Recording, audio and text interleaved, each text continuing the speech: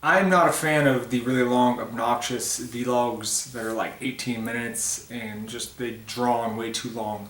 However, this is a topic that I need to spend a lot of time on. It's a topic very near and dear to my heart. I take it very seriously, and I think the timing is right since this week is National Eating Disorder Awareness Week, and it's something that I see a lot nowadays in the fitness community. So what I'm going to do is I'm going to take a trip down memory lane and I'm going to trace my journey from my youth until now and all the things I've gone through. Listen, I know that a lot of times people will see somebody who's in decent shape like myself, somebody in the fitness industry like myself, and just assume that things came easily, that I was always just good at working out or handling my nutrition and things like that. But that is so far from the case. My history is going to make your head spin. When I get through this, you're gonna just laugh, because it took me basically 17 years of trial and error, of fucking up, of getting fat, getting lean, getting fat, getting lean, before I figured out what the crux of the issue was. Now, before I spoil this whole thing and get to the real root of the matter, let's take it back to the year 1999. I was in high school.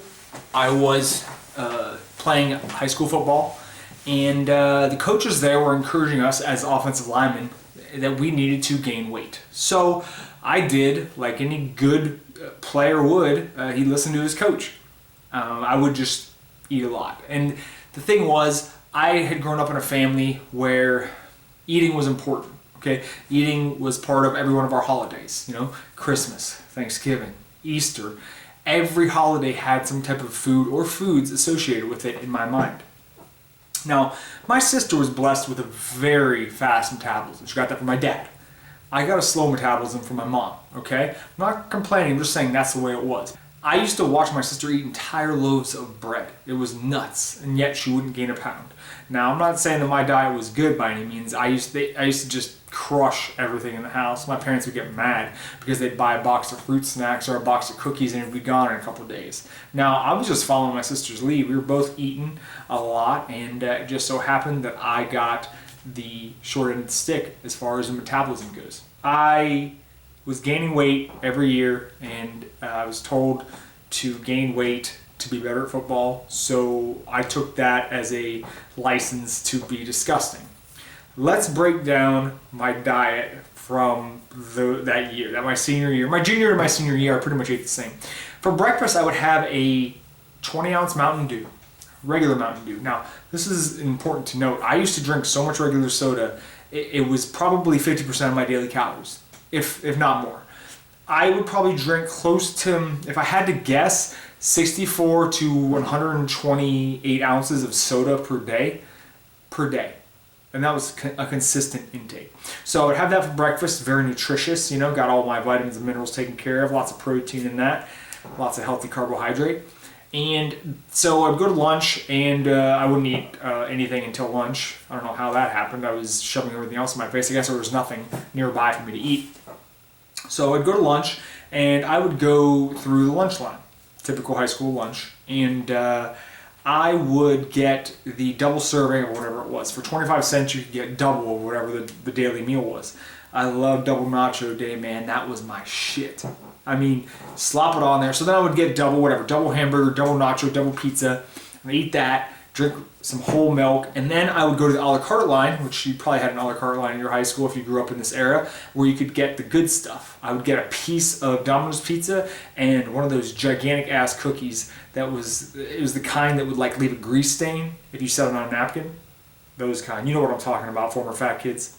That was my lunch, and then I would, in between that and football practice, I would go to 7-Eleven, get a Charleston Chew and a big gulp of Mountain Dew, 64 ounces. And then after that, I would go home and we'd eat our regular dinner. Now, my father was raised in an Italian American home, and if you're Italian American, you know where I'm going with this. They love their carbohydrates, okay? So we ate like my dad ate. My mom was raised in a, more of a standard, I guess, middle-class white American home where they ate the usual fare. But my dad was raised on meat and pasta and bread and milk. So we had that every night. My mom was always great about cooking. There's no complaints there. She was great. She would cook meals for us 5 nights out of the week. And we would eat. So it's a typical meal for me, especially when we had pasta, would be like linguine and clam sauce, right? Then I'd have some white bread, probably 4 or 5 slices of white bread with butter on it, and like 3 or 4 glasses of whole milk. And that didn't obviously fill me up, so I sometimes I'd go back for seconds. I'd always have a salad. Gotta get them vegetables. But beyond that, then I would just eat some dessert. Repeat. On the weekends, we'd go out to eat a couple times or order pizza, whatever, depends on the season. And, that got me to 310 pounds. It wasn't about ignorance. At the time, I thought this was what I needed to do to be better at football. Little did I know, it wasn't just because I didn't know how to eat. It was because how can I phrase this? I was not a happy teenager. I had to figure out a way to make myself happy. I didn't have a lot of self-confidence, probably due to my weight. I also thought I had some pretty bad acne. I didn't think I was very attractive. I didn't think I had much to offer to females. I was very shy. I was like a late bloomer socially. So even though I had a lot of friends, through sports, I just didn't get the whole female thing. So I always felt bad about that, and I was a loner, and I liked video games because I'm a nerd, I liked video games, and I loved watching pro wrestling, Japanese videotapes and anime and all this shit that really doesn't get you a lot of cool points. And I was really unhappy, and I didn't know what to do to make myself happy. So I ate. Little did I know at the time that I was developing a terrible relationship with food. I was using food like a drug addict uses drugs or an alcoholic uses booze. I was self-medicating. I was making myself feel better with food. And when you're that young, you don't know anything about disordered eating. You just know that you're not happy, and you gotta fill in that blank somehow. So I finished playing football. I go to the doctor one day, and in no certain terms, he tells me that I am pre-hypertensive and I am nearly a type 2 diabetic, and that if I don't change my ways as soon as possible, I'm going to be in for a load of health issues. Now, I was 18 years old, 310 pounds, and to hear hypertension and to hear type 2 diabetes, it scared the living shit out of me. I knew I had to change something. So that's it. I'm going to end on that note, leave you with a little cliffhanger. Hopefully this is a good start to my story and you guys are interested, because trust me, it gets way, way better from here. Thanks for watching, and I will see you on the next installment of this series. Oh yeah. Hey.